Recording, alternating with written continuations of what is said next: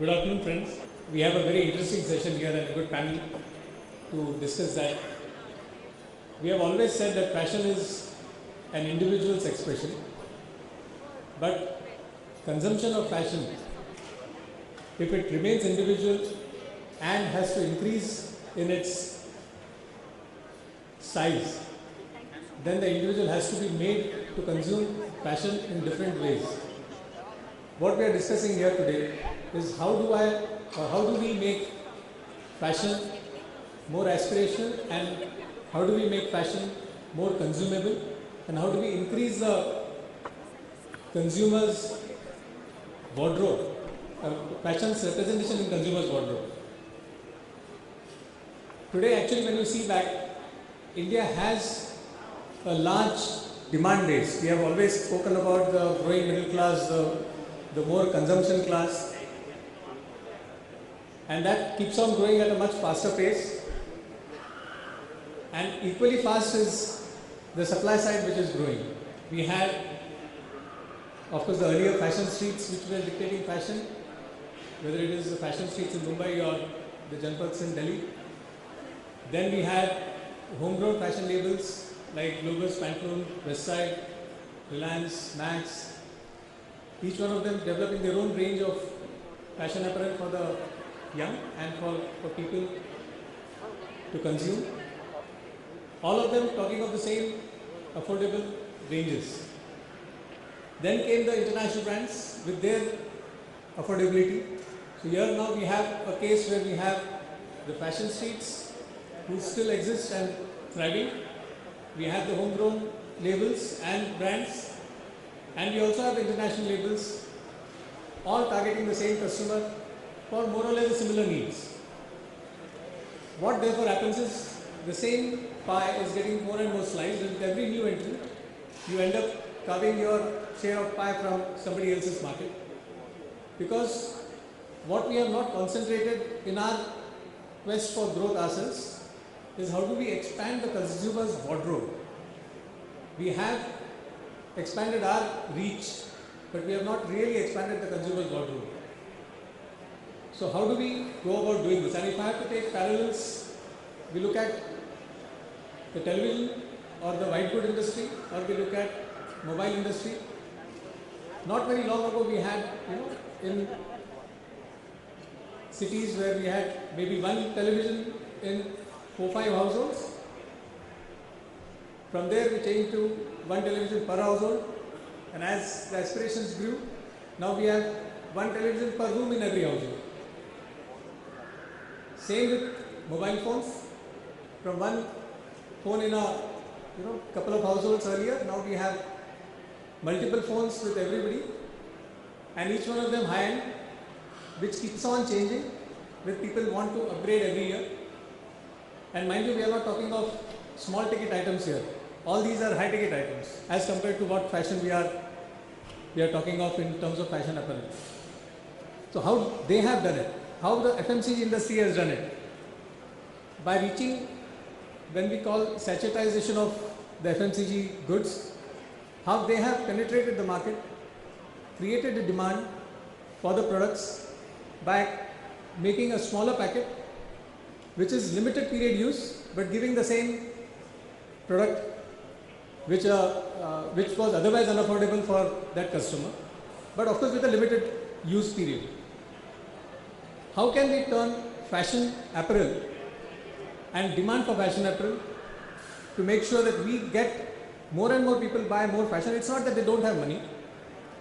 They are spending quite a lot of money on various other aspects of fashion. So why not on fashion apparel? We'll discuss this issue and discuss this threadbare when we take on the panelists on this. We have a small presentation by Roshni, and then we'll continue with our question answer session. Good afternoon, everyone. I'm really happy to be here today.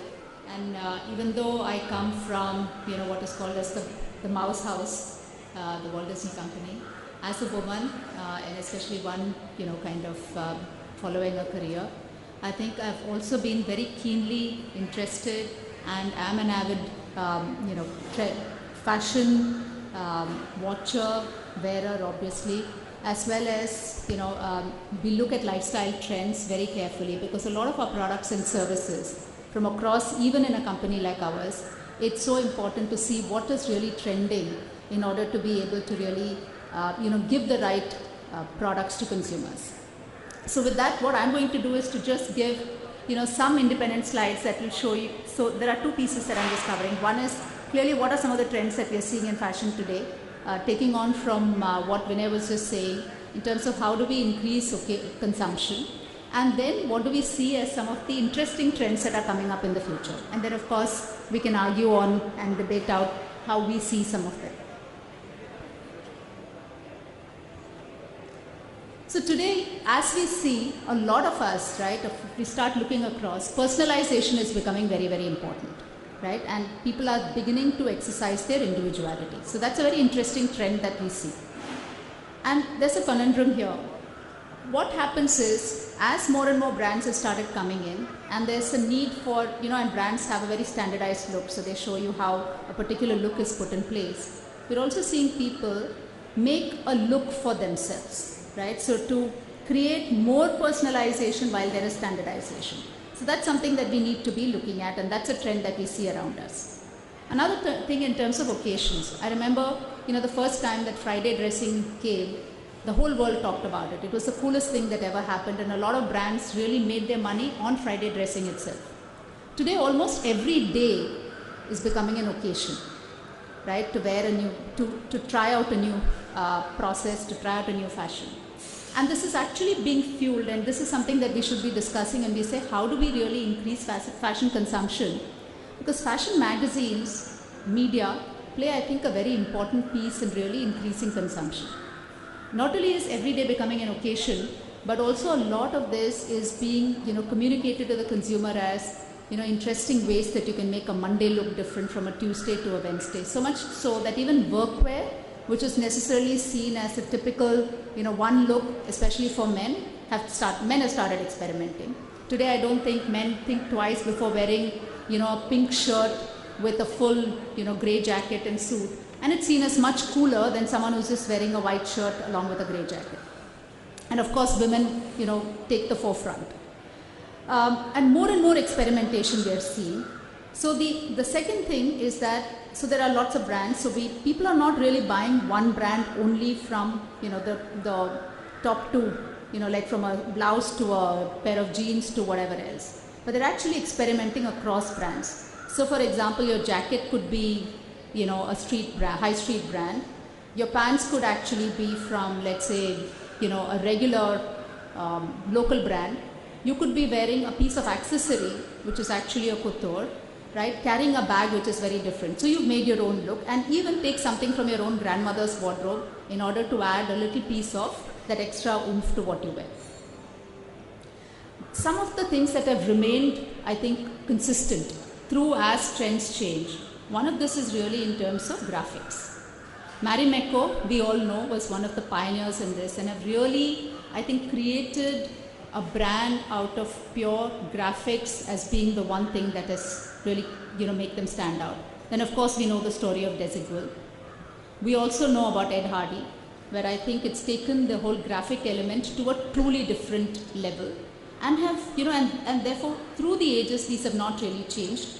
The type of graphics have changed in line with the trends of the season, but graphics have remained.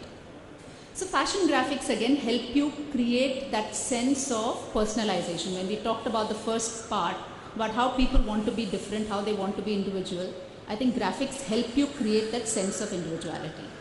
Right? And if you look at some of these, graphics have now gone from animals to iconic characters, to places, to science, to, if you start looking at it, faces, right? And some of these are absolutely timeless. Another one that has remained, I think, as fashion has changed is also the whole polka dot. Polka dots go and come, but they're always there in some way or the other. Graphics not only are there in apparel, but they've also now transcended into the other pieces. Accessories, right? Have accessories, home, and we're not really covering the whole home piece in detail today, but if you were to look at graphics in home, that's another big piece that's actually coming up. Another interesting trend that we are beginning to see is actually recycled, where recycle is now called upcycle. So recycled is not anymore seen as, what is called as banal, but it's seen as very, very cool and sophisticated. Recycled graphics have also come back into fashion, into furniture. And therefore, I was just telling you about the fashion graphics that have come into home as well. So graphics, polka dots are two things that we are seeing continuously. Of course, everyone talks about color black, which has always remained, or grey, which has now become the new color. And then, of course, is the whole, the other trend that we are seeing is e-tailing. Now, e-tailers, what have they allowed you to do? I think the one thing that they're giving is power in the hands of the consumer. So they customize. So the more individual you are, right, or you want to really make that point that says that I'm wearing something that is different from someone else, the e-tailer actually lets you do. A lot of them actually gives you customized products on the spot. Some of them even allow you to upload your own design and then customize it for you. So they're actually giving the consumer the power in her or his hands and making the consumer a designer for the first time. And that's another interesting thing that we can actually think about. Similarly, and how it is transcending into other products as well. So that's the first piece. The second is, and when I was saying, so what are some of the new trends that we are seeing as we move forward? And I've just picked up 6 independent trends that we are actually, we've started kind of looking and evaluating. One is crowd shopping or social shopping. And this is, again, when we look at it from how do you get more people to come in to buy more often. What you need are really opinion leaders. And this, a lot of, I think, brands and especially in the UK, I think they've started it, where they're saying if you come in and you buy, right, you get better product and services if you also bring in 10 like-minded people. So that becomes, and like-minded people means, so suddenly you come in together, you do more together, you influence each other, the retailer influences you. So suddenly it's starting to look, there are more reasons to come and shop as compared to earlier. The second, and this is, we were discussing whether we should actually be talking about it, but this is reality. And I think we should look at, therefore, what is it that we can do while this happens? Second-hand fashion. Couture brands is something that everyone wants to have and hold. But in China, for example, second-hand couture brand market has now become almost $5 billion. Which means people want brands, but they're then willing to actually take something and buy what someone else has used. So is there something there in it for us to see as opportunities? The third is online, offline, and this is something very interesting. Selfridges actually has started this, and their business has been expanding tremendously, where the consumer can actually buy everything online. So you're taking away from the consumer the pain of coming to the store, hanging around, standing in checking counters and everything and buying, but actually has the ability to come in almost like a McDonald's driveway and pick up the product that he or she has shopped. Now what does that do? It actually brings the element of touch feel to the convenience of online. Because otherwise online shopping means that you buy something, you see it only when you get it home, and then you have to wait for it to be sent back if you don't like it, and the whole process is long. Here, you buy it, you immediately go on your way to work, you see it, if you don't like it, you don't pick it up, but if you like it, you pick it up on the spot, you've bought it already and you take it. So you've been able to really pull in the online, offline. Fourth is, how do you, workwear that's becoming totally different now. So workwear is not just about a, button-down shirt, but is there a way of, workwear is actually getting t-shirt with jackets. So it's just a way of making workwear becoming what is called as the part casual, part formal. And therefore making it that much more reason to come back and shop. Because if it was only white shirts, or if it was a few colors for women, then I have those few, or men especially have 5 white shirts, and that's it. They don't need to come back to the stores at all. Whereas if you create fun and fashion, even in workwear, then there's a reason why you need to keep coming back and shopping. The fifth is augmented reality. And I think here, I believe some other panel also spoke about how augmented reality, and therefore the whole element of making the consumer almost go in and see how he or she looks wearing that particular product, creates what is called as the second reason to buy.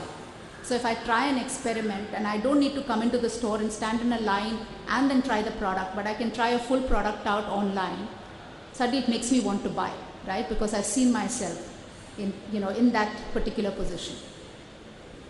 The last trend, which is independent, but I just wanted to put it up and it's interesting, is how some of the brands have actually started using non-profit reasons or social reasons to create something truly different. So these are two examples that I'm just kind of talking about. One is where new jeans, they actually took out a lot of their old jeans and created rugs with jeans. The second was Liberty Jewelry in the US, which is a very well-known jewelry brand. They took a lot of old guns, bullets, and created jewelry. Both of these, they said, were going for non-profit reasons. So consumers suddenly looked at these as totally differentiated, and I want to use it. So I think what I wanted to kind of just leave behind as a few key points. One is clearly there are, trends are changing continuously. However, some remain through the ages, as we have seen. Graphics, polka dots, the simple colors of black and grey, as we all know, have continuously remained. And is there an opportunity for us to really use these and to create more value? That's one. The second is obviously, as we look forward, technology is becoming a big piece of how the consumer is shopping, what's the power you want to give to the consumer, and how you want to actually influence the consumer more and more in the way you get her or him to come back and keep purchasing, right? And the third is really about saying, how do you create elements there of potentially non-profit, greater convenience, greater other opportunities beyond just the Monday to Friday occasions that we all have been talking about, which have now become automatic. Is there something else that we can all look at? So with that, I will move on, and I think Vinay wants to open the panel. Thank you very much. I somehow feel that the second-hand trend doesn't catch up, because here we are trying to push our full-price products up in the market and making people buy them. Yes, if I may start with Neeta. Say fashion is all about individuality, and there's a need to express oneself. Can we make wearing the latest trend more aspirational, and therefore, by logic, making it uncool to wear a past trend? Will that help in making people buy the latest products rather than buy them at a discount and wear them through the next season? Very good afternoon to all of you. I think this aspect of making fashion aspirational has already started and is on a tremendous roll, primarily because of a lot of reasons. I would contribute easy access on the internet. I would contribute films, fashion shows.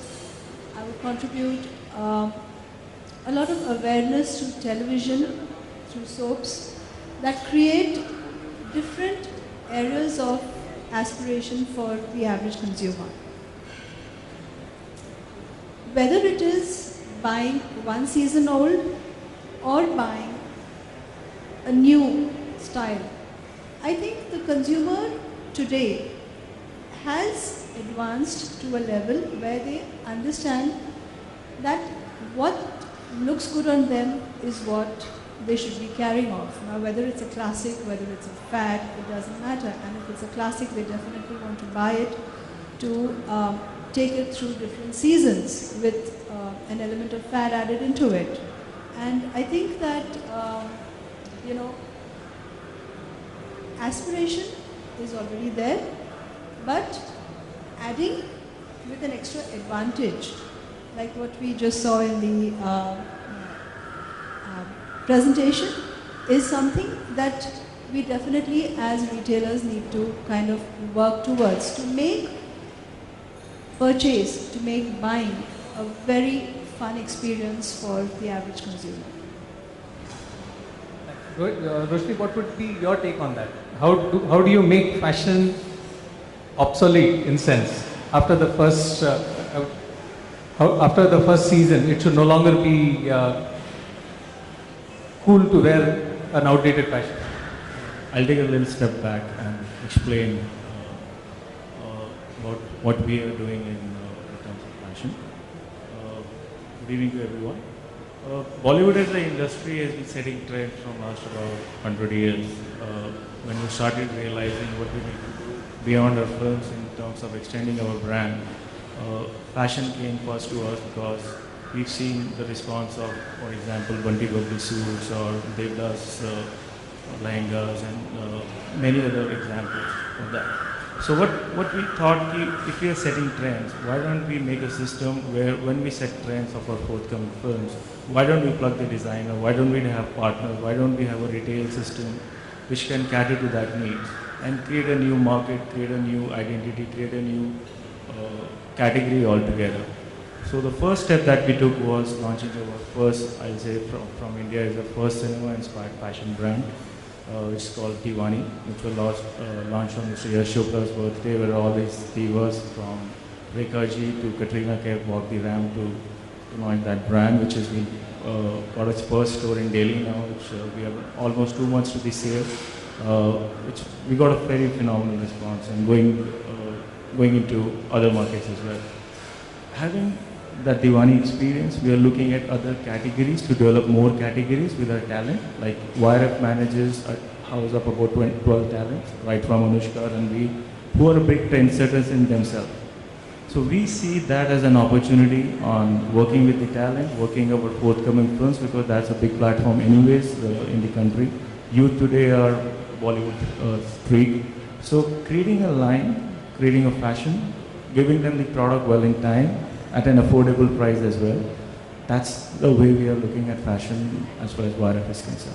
Actually, your industry is one of the places people look up to, what we call influencers of fashion, and therefore I think a lot can be done when we discuss this issue a little further with respect to film industry. But Kabir, what do you think? I mean, when we look at the retailers and when we look at come January, come July, you have the end of season sales going on and on and on. And there is a disturbing trend of the year-on-year growth during end of season outstripping the year-on-year growth for the company as a whole. Does that mean that customers feel that it's okay to buy a last season product at discount and wear it during the next season full price and again come back for the new product at a discount for the next season? Is it because, we have not been able to differentiate our products much from one season to another? Some observations, Vinay, and it may not be directly related to your question, but I think if you just look at the country, right, I think the first thing that drives consumption is the growth of the economy.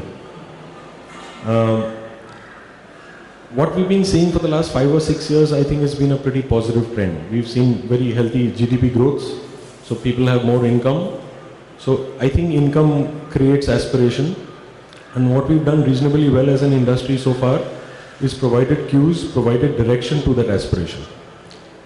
Now this recent trend of discounts sort of increasing, I think there's a positive and a negative.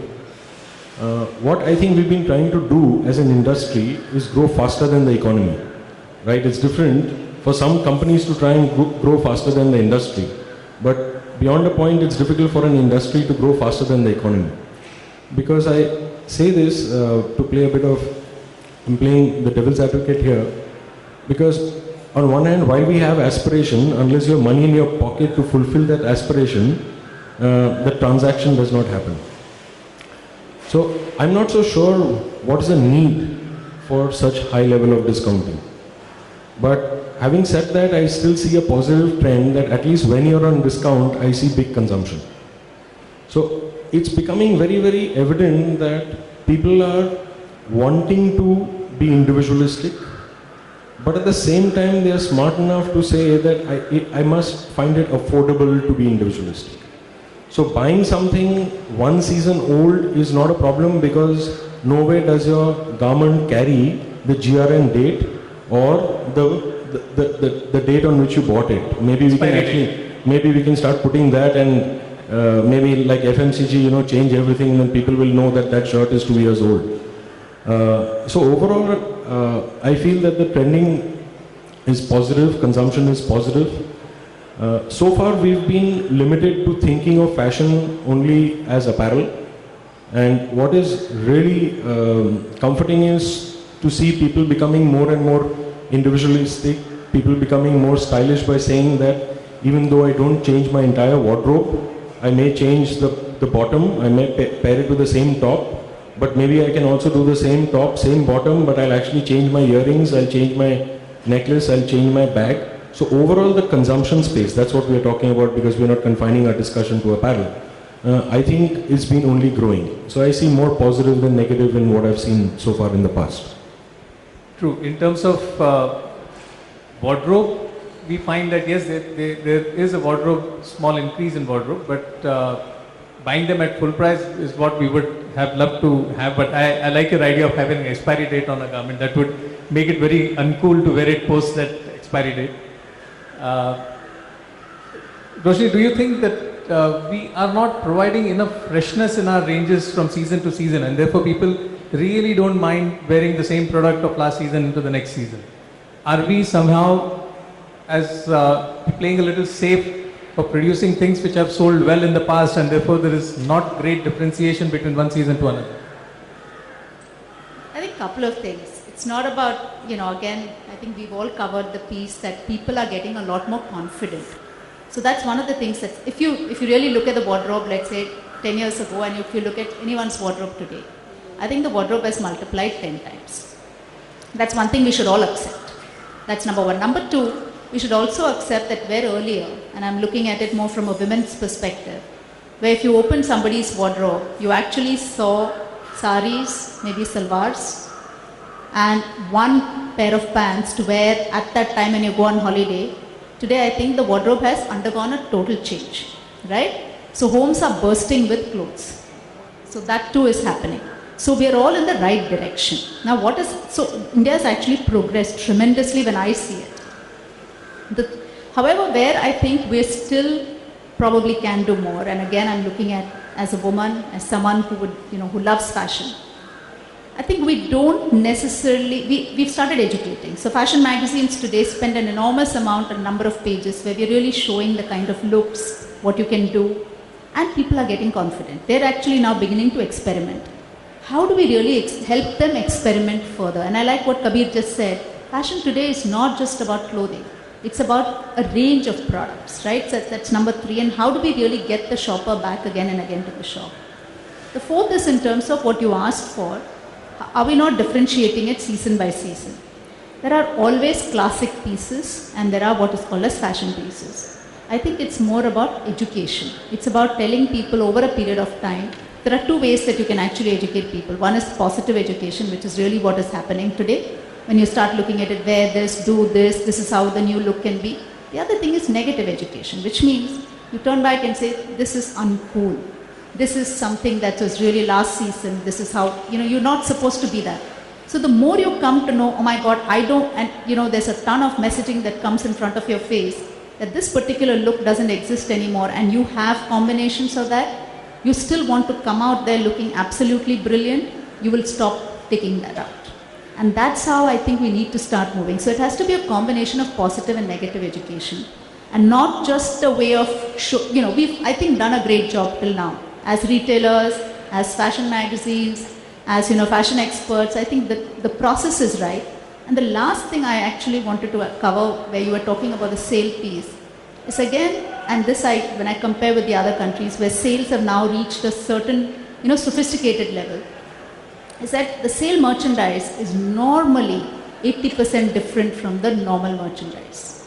So what happens is when the consumer goes in, he or she sees merchandise that is not your normal merchandise. So you will end up buying some sale merchandise, but you still want your good fashion merchandise. Or the classics are put on sale, but the real fashion items are not really put on sale. So maybe that's something for all of us to think through and say, why go into these 100% sales? I was just telling you, I was in Chennai yesterday, the whole mall was on sale. 50% off in every store. So I as a consumer, if I have not had negative education, I am beginning to get more confident. I'm willing to experiment. I go in and as Kabir was saying, I'll pick up. I mean, it's affordability. I want to create my own fashion. I'll wait for the sale, and I know the next sale is coming up in June. So I have picked up enough now. I'll last for 6 months, pick up the next lot next. So the one who's actually suffering are brands like ours and retailers through whom we present and retailer brands. Very true. And if I look at how do you stop this, as you rightly said, positive and negative education, and there is a lot of positive education happening through the media. But as a fashion forum or as I would say, definers of fashion, whether it is the designers themselves or the retailer and other fashion retailing companies, if there is a certain direction given at the beginning of the season to say that these are the things that are to be fashionable this season, and if you wear them and then you discard them when the next season starts, I think that would be a good way to really communicate fashion, so people know that this is in trend today and they would want to buy that during that period when it is in trend and not post that period. I think as Rohit, when you look at your movies, you have, I mean, especially if you see Hindi movies, there is a lot elaborate Naach Gana during the Shadi season and all, and they show a lot of that in, and lot of dresses during that period. Now, this is one big buying moment in any Indian family's buying cycle, and I think all of us retailers also wait for that 3, 4, 5 months of wedding season, as they call, where the sale really picks up quite well. Now, that is limited to those who are getting married and the families of those who are getting married. Is there a way in which we could kind of make dress codes for people who attend weddings, as friends' wedding or who are being invited there, and kind of bring into their mind that if you're attending a wedding, then you have to wear, this is the dress code for that wedding. Will that increase? We have started that journey within our company. Last 2-3 years of our learnings, we understood that we are not just making content, we are making a lot of statement in terms of fashion, in terms of style as well. So internally it took me at least 2 to 3 years in the last to coordinate with the senior management and the designers and understand the production cycle and the timelines and everything. We are, I think, at that stage that I think by next 2 to 3 years, we'll be able to take off that in terms of releasing the product, especially from 2015, 2016. Like we've already started engaging from this year's films. So we already have met all the designers. We know what the look of the 2014 films. We've seen the elements that, can be merchandised with the partner, and it makes a business sense for him. And we also started advising them, okay, don't use this one because this is in the trend and might work well at the retail. So I think we have started the journey towards that. We have taken the first big step, and it took the learning from last about 2 to 3 years to understand that market, and typically being in a content company to understand and move from that. So I think the path has started. Other thing, TV is also a big industry, and I think many channels, like especially Star and Colors, are also looking at setting this trend, not only because TV has a far big reach that films, 4 to 5 times bigger. So I think as an industry, we have started looking in that. I think we need more partnership with guys like you to actually see the product on shelf, which in a way is difficult because you have your own challenges. So with great partnerships, I think it can be done in the next coming years. So we have started working on that path and having that mindset shift within our organization to realize all that. I think it would be interesting to have in your next movie maybe Kareena Kapoor saying that if you're attending my wedding, please wear this dress code and come, and therefore that sets a trend for all of them to follow. Nita, do you see fashion shows becoming, because that is the place where you actually see the trends coming up.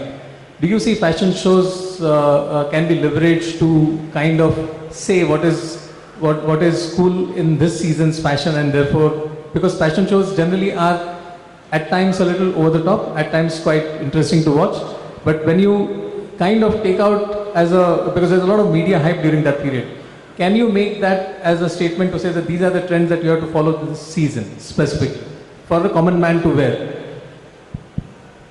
I'd like to just take on from where you just spoke about bridal trends. I'd like to add to this. As a bridal wear designer, for the last 30 years, I've noticed one specific leap in bridal wear attire.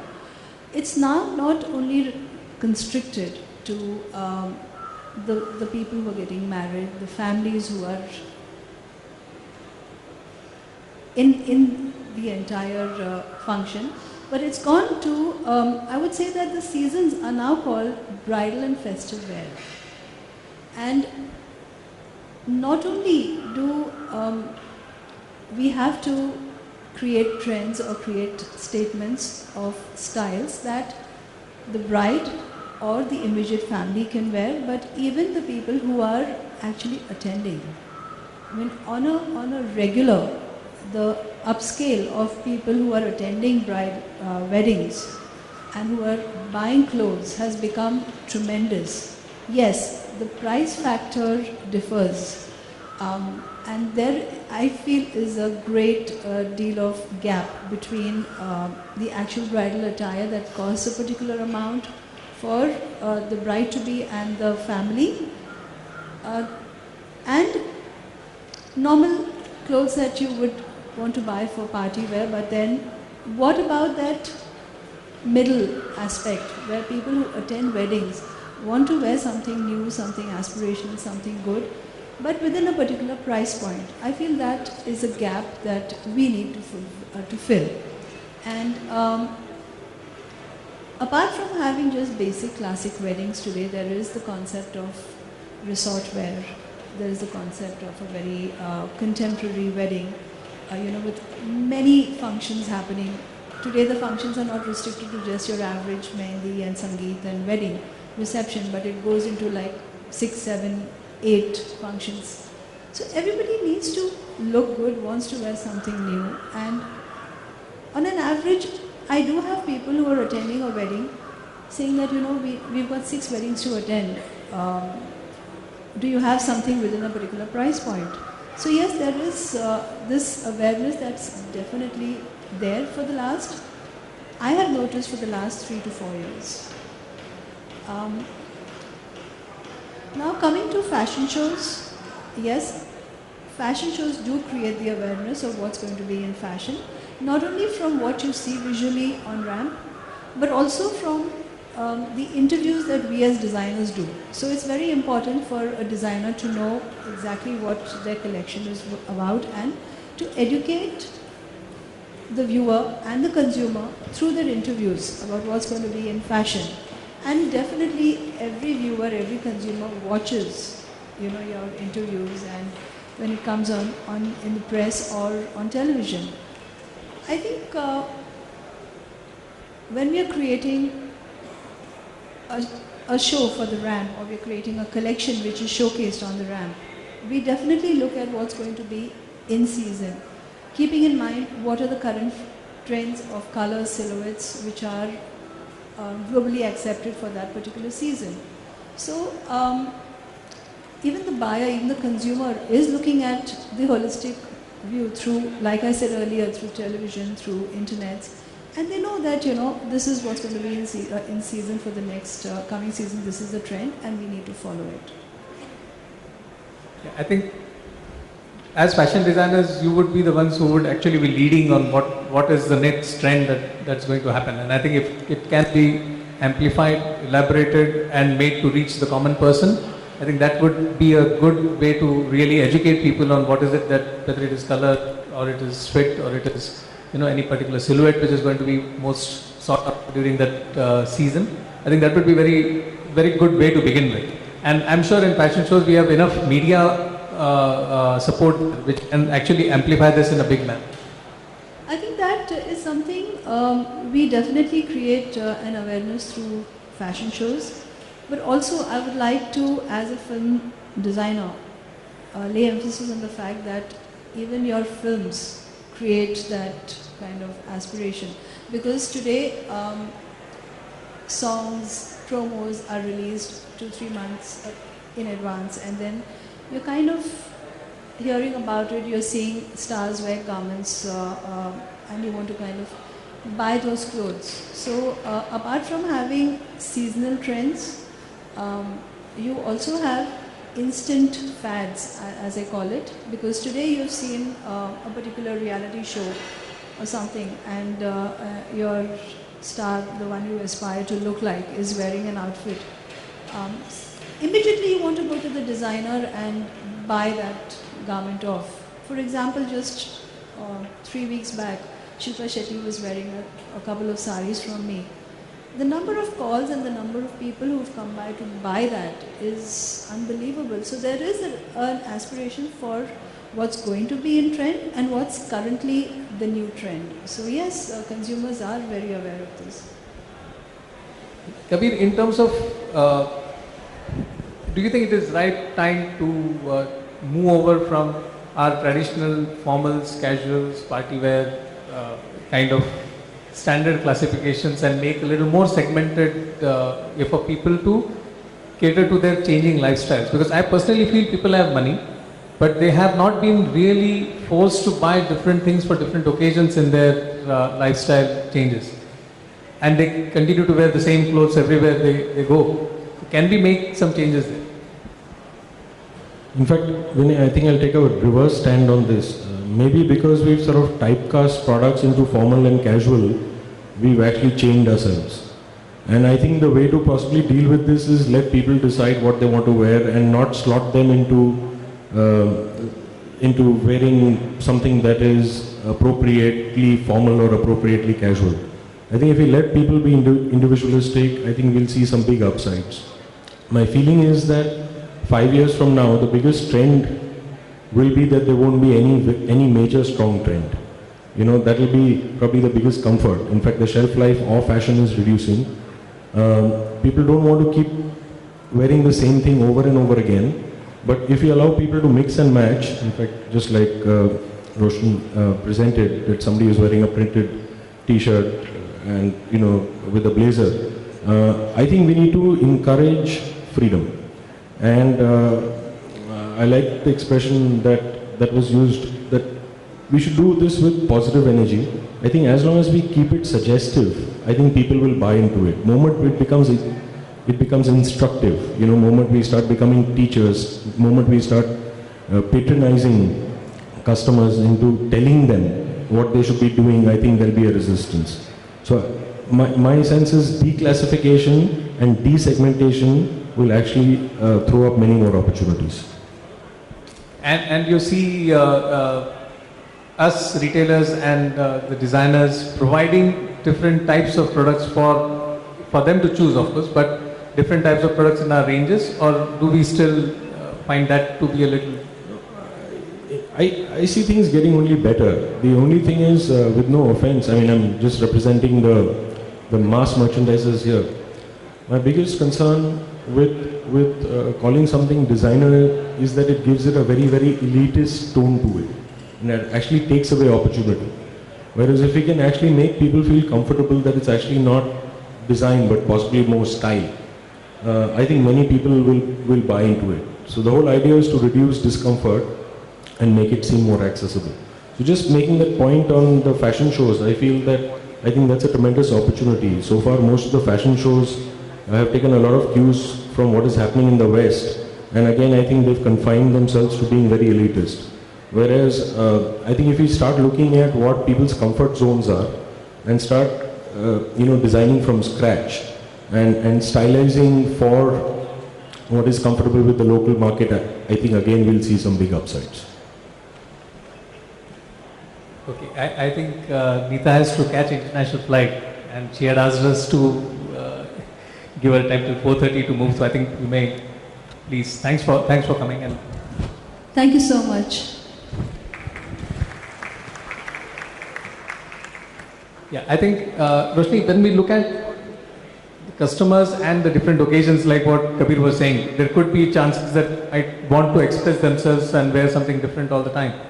But is there some way where we can bring in niche products which could kind of, as I say, suggestively cue them towards wearing, like for example they said adventure gear is something which has come up, and then you have, while yes, experimentation is cool, but is there something that we could do in order to expand our business in terms of providing different types of products for them to wear? Yeah, I like what Kabir actually said about the formal and casual. I think it's been done to death. Honestly, I think we should get out from it, and maybe that's one of the things that is really stymieing the whole, I think, imagination of the consumer as well, and the imagination of the retailer. So that's one. I'll just, step aside and talk about what happened in the cosmetics industry, which is very different. So I used to work in a cosmetics industry. I was part of Unilever. For a long time, the cosmetics industry was not really growing. It was growing well. We were all talking like this at a while, saying how do we really build it? Because women were not comfortable, right? And when we look at women, we're not talking about the trendsetters, but the average woman was not comfortable wearing anything more than a lipstick, and even that too a very light colored lipstick. Because there was a lot of, I think, backlash that they felt they would fear back from their families. And then Star Plus came with the Saas Bahu serials. It turned it around completely, right? Wherein today women really believe that they look more presentable and more beautiful only when they put that kind of makeup. And there's so much that's happening that the entire cosmetics industry today has just ballooned into a totally different size. So I think it's an interesting thing for us to look at and say, is there something that, and television truly today, 90% of the consumers, if you were to look at 90% of their entertainment time is still television, right? And we see that in consumer research again and again and again. Is there a way that the fashion retailers can work with television companies closer to actually kind of create what happened in the cosmetics industry? Could be an interesting way where you take away the occasions, you make it a style statement, you make that look as part of our overall story, really the looks that people want to see. Because movies will always be there, but it's once in a while, and stars always have the star power. But what can you do to help the common person? Because when they looked at the Saas Bahu serials, they said, but she is a regular daughter-in-law in a traditional household. She is dressed like this, so I have the right to dress, and I get the permission from my mother-in-law to dress that way. So is there a way that in the same way you can create something which says that yes, this is the way you can actually continuously change and look, because it's part of your daily life? We come back to something. I just wanted to, I just want to say this, that we are assuming that our country is going to keep growing, right? That's the fundamental assumption. And if that happens, I don't think we need to try too hard, because if you go and ask people that, listen, your income went up by 20%, but do you eat more biscuits? The answer is no. But we're talking about categories which actually get the benefit of higher disposable income. The health and beauty industry, the wellness industry, the fashion industry, the apparel industry. These are categories which typically grow much faster when the economy crosses a certain threshold of per capita income. So I think we don't have to try too hard. Having said that, I'm not saying that we shouldn't do anything about what lies ahead in front of us. But if we push the button too hard, then I think all we'll do is we'll just lose opportunity. That's the point I was trying to make. That's quite interesting, and hopefully the industry and the economy will grow much faster from here on. Basically, if I may sum up what we have been discussing here, we were looking at a couple of things, which is how do we make people aware what is in trend, and how do we make them experiment with the trends within that season, and therefore buy them off the shelf when they are available in the retail shops. How do we make that reach the consumers? Yes, through fashion shows, through media presence, and through something which Images had started some time back very passionately, which was the Business of Fashion Alliance, where we had said that we as the fashion leaders would kind of decide what would be the trends which we would follow, all of us together, and then project it during that period, so people know that it is. Because we have seen when last year, if I remember right, during the Navratri, there used to be one color per day, and then you had people coming and buying that garments of that color from your stores to wear on that particular occasion. So there are certain things which could be done in order to make sure people follow a certain trend and go and buy fresh garments for that particular occasion. That you cannot kind of leave it for end of season buying, because that is the need then and there that they have to fulfill. I think creating more such occasions and more such would definitely be helpful. Second is getting the films and the television to talk about fashion and talk about trends, and then make people understand that these are the trends that they have to focus on. Just to take a little parallel from here, I mean, when we saw the egg industry, and this is a much quoted example, when the the council started promoting eggs as something which you can eat not only on Sunday but Roj Khao Ande kind of program, the entire consumption of eggs really shot up. Now that is an industry effort. Now similar kind of effort in order to push it, as what Kabir says is true, if the economy grows, then definitely this is one consumption that could definitely go up, which is fashion. But as an industry effort, if we have to make, then that is something which we could definitely look at. We are through with our session. We would love to take questions. So if you can just identify yourself and then say who you want the question to be answered by.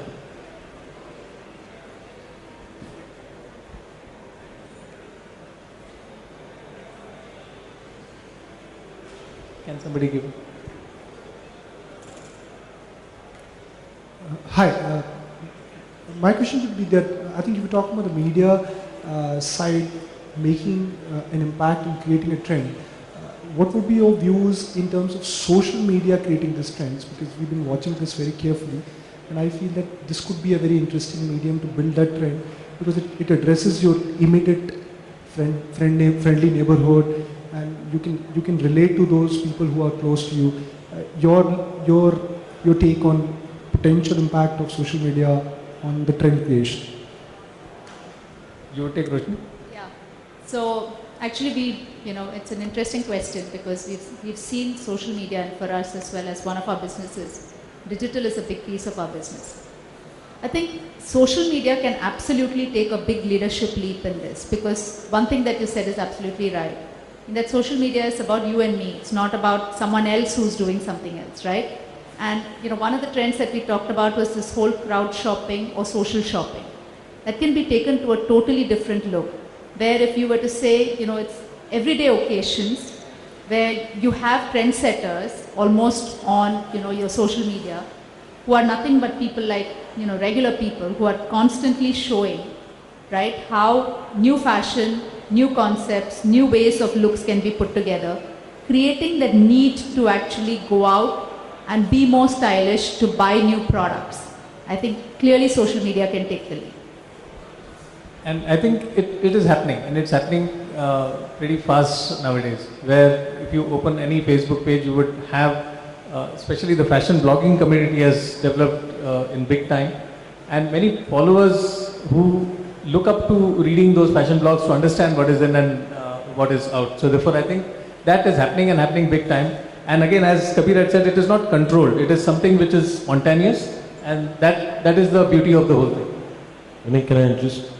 In fact, what social media is doing, just to share with everybody here as to what our experience has been, it's made life a lot easier, because in fact we are following our motto, just be creative, don't be too intelligent. Right? So what we've done is we've shifted the power to the consumer and said, look, we don't know what is right for you, why don't you just vote? And the kind of suggestions we are getting from the consumer on the basis of just like and or don't like is being just magnificent. So I think social media has been actually a game changer from our point of view. And with the smartphones coming in big time, I think social media is now so much more accessible. So we can actually push a lot of stuff through that. Yeah, and in fact, actually use fashion bloggers. Fashion bloggers here earlier were what's called as the trendsetters. Today, if you were to open up any of these pages, YouTube and others, they're people who are, young college girls who just put up the look on the street, right? All you need is, and that's a form of crowdsourcing. You get them, you give the power to them, and they're there to actually create a totally different movement. Two questions for Roshni. One, I was just wanting to understand, you said that 80% of the merchandise can be differentiated during an off sale vis-a-vis the fresh merchandise period. Can you really do that? I mean, that's question number one. The second question, has fashion really entrenched itself in India? If yes, then how do you explain the exit of some foreign fashion brands? I mean, I can name some, but I'm sure you're aware of the foreign fashion brands that I'm referring to. One question which can be taken up by either Vinay or Kabir, you see the GDP growth is actually under pressure of late, which means that whilst aspirations continue to grow, consumptions will peter out. if that is the case, then aren't the negative effects of EOSS more than the positive effects of an EOSS? Yeah, you take it or do you want me? So you want Roshni to start off? No, you can start, Kabir, no problem. Okay. The first part is that we've assumed that the GDP will slow down, right? I'd rather. Sorry, it's not my fault. It's the mic. I'd rather hope that the GDP won't slow down, right? Because if it does, I think there are many more questions that one can ask as to what is going to happen to this country. And see, the only thing I'm suggesting is that normally you should use the off sale, the end of season sale to deal with your dogs, right? The lines which have bombed. We are in the fashion business, so we have to look into the future. We can't look at the historical past and take cues of success from that. So we have to look into the future and sometimes go with our gut, go with our intuition and buy some ranges. Sometimes you don't get your predictions right. Now when it goes wrong, you have to use that part of the range to sell during the off sale. So that's where I think Roshni is coming from, that your range should be different. But if you start discounting your so-called classics, if you start discounting your winners, if you actually start discounting your lines which are actually in trend and showing good traction, then the differentiation comes down during the off sale and there's no reason for the consumer then to buy at full price. So to that extent, I think the 80-20 rule applies as long as you stay disciplined and only sell your dogs and not make it actually a growth strategy.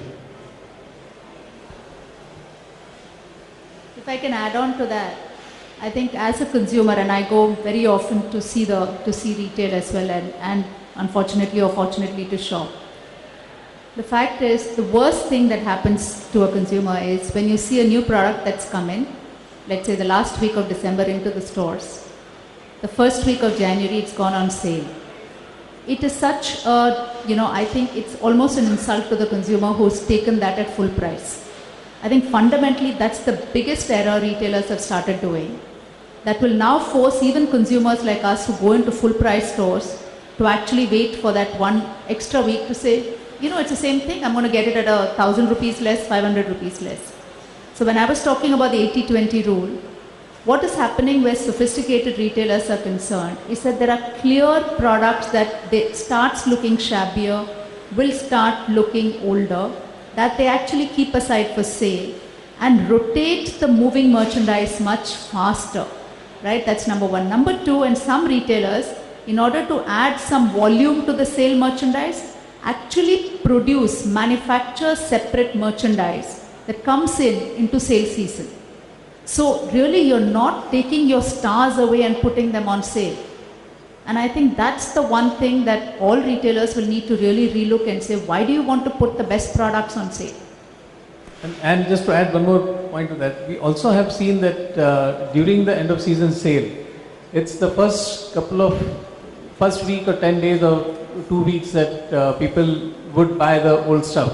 And then they start looking for freshness. So a lot of our new products, the next season ranges, get sold at full price during this period because there you see a lot of customer entries coming in. So many retailers do sell a good amount of full price products during this end of season sales as well. And actually that gives, if I can add just one point, it gives an interesting thought, I think, which we were all discussing, in that why do we need to have specific 2 seasons in the year or 2 months in the year where almost 60% of retailer sales are happening? What if you were to have 10% of your real estate on sale all the time? How does it matter at the end of the store? Because you're forcing that consumer to come in looking for value, but when that consumer comes into that store, he or she is going to definitely pick up something that looks smarter, brighter, just fresh off the factory. Yeah.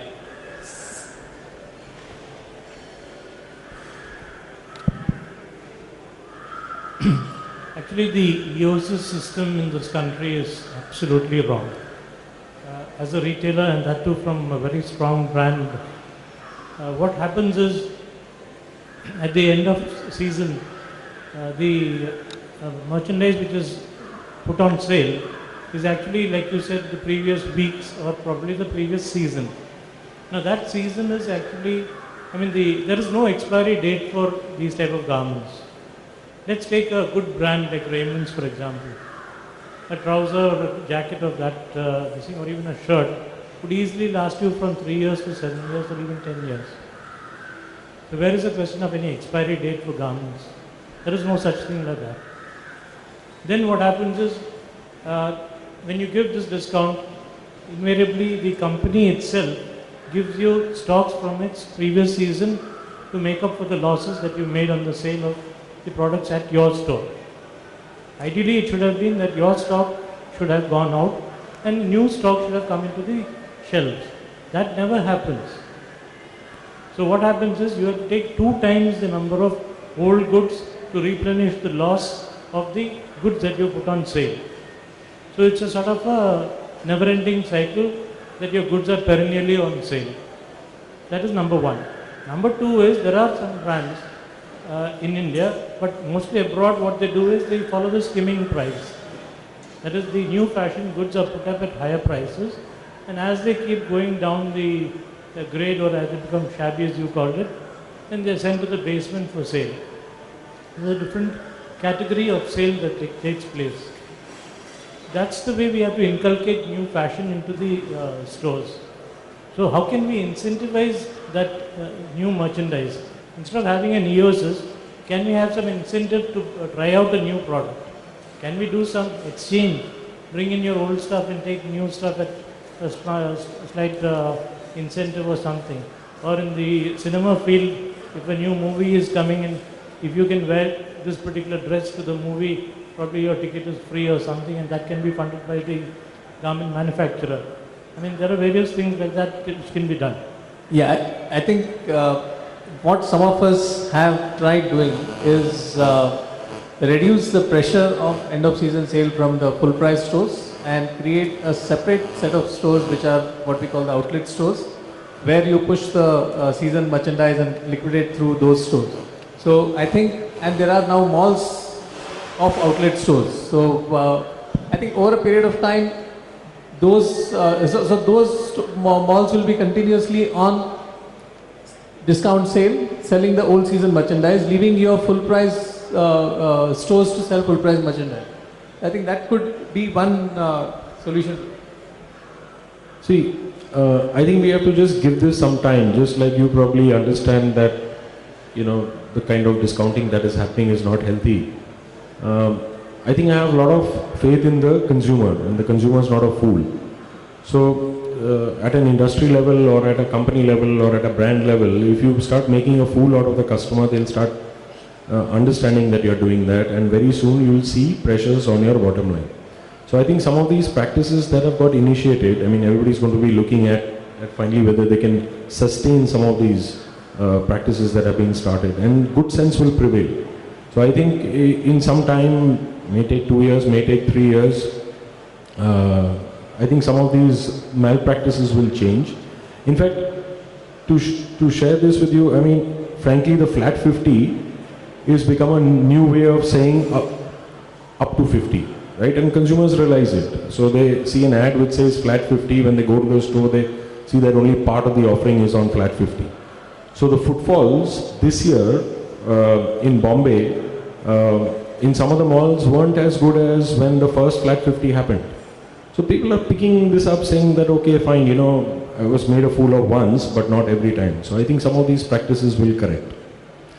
Maybe it's better that we do it ourselves as an industry, otherwise we'll learn the hard way and then things will sort itself out. Yeah, I think I agree on that point, because we have seen the customers reacting, both what Roshni says about the product being available at a discount the very next week, as well as this flat 50. And nowadays the malls themselves go on flat 50 and they have advertised it, and even today I think there are some malls which are on flat 50 and they pull a lot of crowd there. But as he says, you can fool somebody once, and it's better that we put our act together and don't try to cheat the customer on that. Any other questions? Good evening, everyone.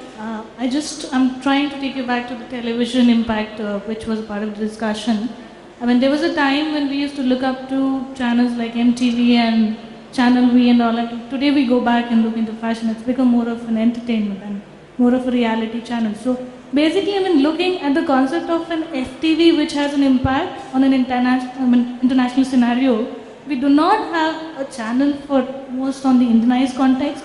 Probably we could have had something where you can click in any time and check what's happening in the latest fashion trends. We're doing the effort, but we're doing in bits and bits and here in places, and we have to really wait for a fashion week to look into what is coming new. I mean, on the layman's side I'm talking about.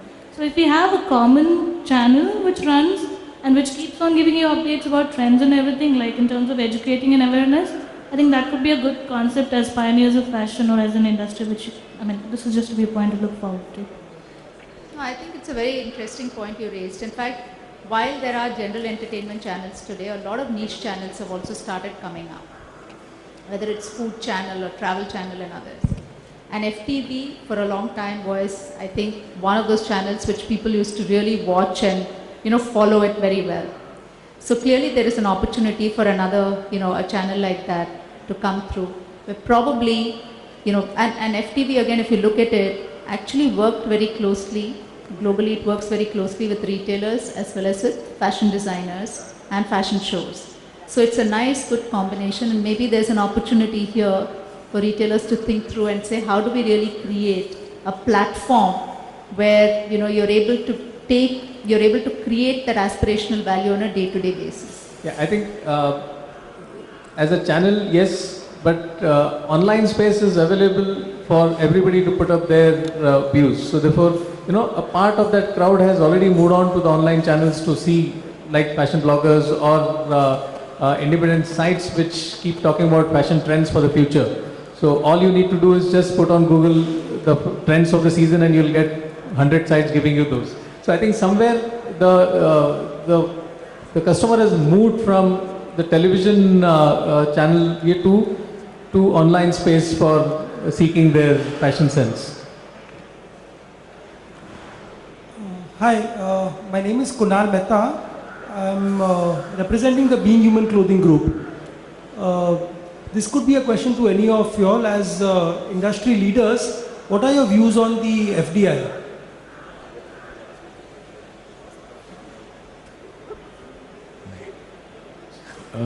The views haven't changed. I've expressed this in the past. See, every industry needs investment.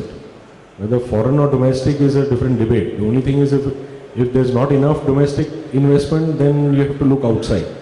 So I don't think we should differentiate on the basis of the color of the money, on the basis of ownership. As long as what is happening is great for the customer, it's sustainable, it creates jobs, it grows the economy. I'm not so sure whether one type of investment is better than the other. So I'm completely pro-investment.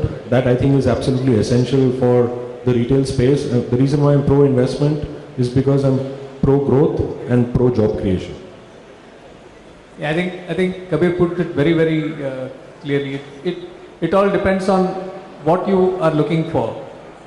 If it is foreign direct investment in terms of bringing new brands, or whether it is investment into existing Indian brands, where we are maybe looking at funds which the local they cannot be funding, which way or the other, money coming into this industry is definitely most welcome. So therefore, I don't think there would be any distinction there. Good evening, sir. This is Sandeep from Lifestyle International Private Limited. I have a small query. It's like colleague, she mentioned about a TV channel. Like if I talk about a movie, if you're creating a teenage idol like Hannah Montana or somebody who is representing the kind of a trend which is the teenage they're following. Even if you have a Disney, you have couple of the big bodies who are creating the trends over there, and which is couple of a college kind of a thing, American college who are wearing, they're carrying this kind of very loose fitted of a boxy fit kind of a thing. Why don't we create some kind of a fashion that which is very acceptable? I want to mention Karan Johar's Student of the Year, which is it's going to be a fantasy for me, or it's not that for all. It's not something which I can afford to buy or even afford even all the thing. If I talk about John Abraham wearing a nice kind of a denim, which is like only for the diesel, which is more of 50,000 rupees, which is not for common for all. So why don't we create something which is very open, like Mr. Kabir he mentioned, like it's like like give freedom to all the consumers so that they have a choice to select from that. It's not even. I just want to mention about Chennai Express also. The moment there is a fight going on and all, and they are still highlighting on this DNG vest and like what Shah Rukh Khan is wearing and Ray-Ban is like going flying out. So why don't we create something which is with us and which is little trendy and which everybody can wear? Thank you. Thanks for the question. I think industry didn't realize the potential to the hilt, and which I think started happening in last few years. So when a typical producer or production house makes a film, all their energy is in the production. They don't focus primarily on the other aspects. But seeing the trends in last so many years, like guys like us have started realizing that value now. Okay, for the forthcoming films, we need to plug in products, and that's why we look at retail partnerships so that whatever we can create in a film, it actually needs to see the shelf with an affordable price. So you're right. I think with technology, like we're studying the American markets. While you're watching the TV or on your iPad, you can actually still that motion and select that government and buy there and then through Amazon.com. So technology, proper planning, and the retail partnerships, I think, are the key towards that. And I think we are moving in that direction going forward. I think what your colleague was making a point, it could also be collaborative here in terms of what is it that one could do with television as rather than making a movie once, whether there could be a serial made, because nowadays television serials are pretty popular in spreading new trends. So maybe a serial, maybe somebody could take the cue and do it, but it's a wonderful thought which could actually add on people's knowledge base in terms of what is in trend and what is not, and you can actually push in lot of information out of those shows. No, and he actually raised a very interesting example about Hannah Montana. Hannah Montana for 3 years actually I think started creating trends, so much so that the whole concept of a teenager, right, a girl who's 10 to 12 actually came through because of that. And tween fashion suddenly started making its appearance into retail shelves. So there's nothing called a tween area, right? It was kids and women. But today there is kids, young adults, and then there's this whole tween area where these girls of 10, what we call as 9 to 12-year-olds are really becoming fashion icons. You go to a birthday party, you're in shock seeing the way it has happened. So that one serial over a period of 3 years has created a completely different, I think, phenomenon for fashion and an opportunity for fashion. So really something to think through. Even as social media becomes bigger, there's an opportunity there.